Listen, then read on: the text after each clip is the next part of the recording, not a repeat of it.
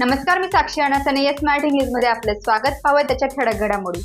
वलखेड येथे मावंदे चारधाम यात्रा पायी नर्मदा परिक्रमा निमित्त हरिकीर्तन. वलखेड तालुका दिंडोरी येथे दत्तात्रय बोंबळे यांनी चारधाम यात्रा गंगापूजन व पायी नर्मदा परिक्रमा केल्याने येथे हरिभक्त पारायण विशाल महाराज खोले यांच्या जाहीर हरिकीर्तनाचा कार्यक्रम संपन्न झाला. येथील दत्तात्रय शिवराम बोंबळे व भीमाताई दत्तात्रय बोंबळे यांनी चारधाम यात्रा केली. गंगापूजन मावंद करण्यात येऊन त्यांनी पायी नर्मदा परिक्रमाही पूर्ण केली. त्यामुळे कन्यापूजन करण्यात आले. या प्रसंगी वलखेड फाटा येथील दत्तकृपा लॉन्स येथे हरिकीर्तनाचा जाहीर कार्यक्रम झाला. यावेळी महाराजांनी प्रत्येकाने तीर्थयात्रेला गेले पाहिजे पण तीर्थयात्रा पूर्ण करणे फार अवघड आहे. अगोदर घराचा उंबरठा ओलांडावा लागतो, पण तो एकदा घराचा उंबरठा ओलांडला म्हणजे घर सोडावे लागते, तेव्हा तीर्थयात्रा पूर्ण होते. पूर्ण झाली नाही केव्हा होणार, तेव्हा तीर्थयात्रा केली पाहिजे, असे हरिभक्त पारायण विशाल महाराजांनी सांगितले.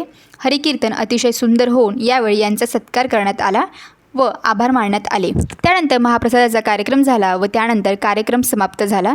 या प्रसंगी हरिभक्त पारायण निवृत्ती महाराज शिंदे उपस्थित होते व बहुसंख्येने यावेळी भाविक, नातेवाईक व ग्रामस्थ उपस्थित होते. कोकणी, कधी कोल्हापूर, कधी मुंबई, कधी विदर्भ. आता या वर्षी रामेश्वरला आम्ही रामकथेचा उत्सव केला. 500 लोक बोलले. एकदम आनंद. जायचं, आपलं मस्त सेवा करायची, उपासना करायची. हे तीर्थक्षेत्र या जन्मात पाहिले नाही तर कधी होते.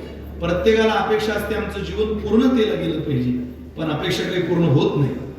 प्रत्येकाला वाटतं मी पूर्णतेला गेलं पाहिजे, मी कळसाला गेलं पाहिजे, पण तीर्थयात्रा पूर्ण करणं कठीण किती सांगू. शूरस्य धारा निशिता दुरत्यया दुर्गम पथक वयवदंती. नावीदादाने पाजवलेल्या वस्ताऱ्यावर चालणं जितकं कठीण आहे, तितकी चारधाम यात्रा करणं कठीण आहे. का?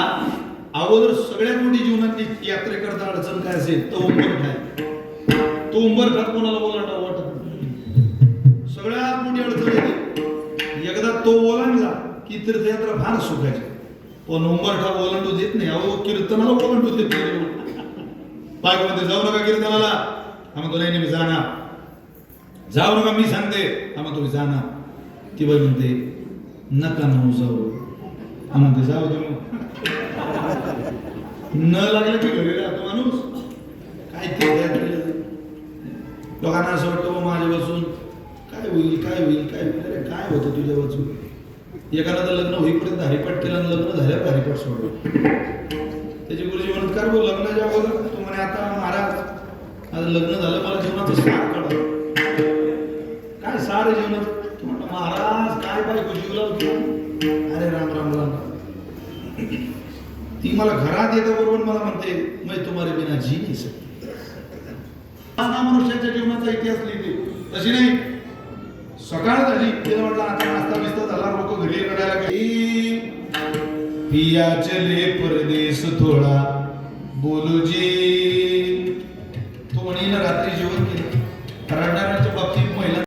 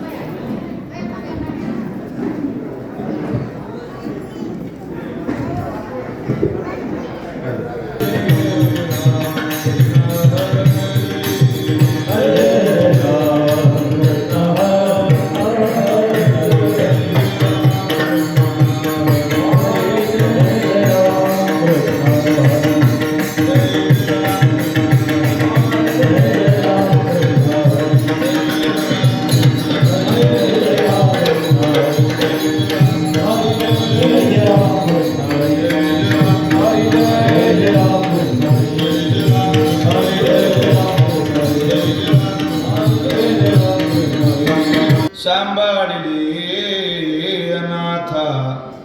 घरा आले कृपाळू. निळा केला किंवा केला निळा पावन. घरा आले घरा आले घरा आले कृपाळू मुक्ताबाई नमो मुक्ताबाई नमो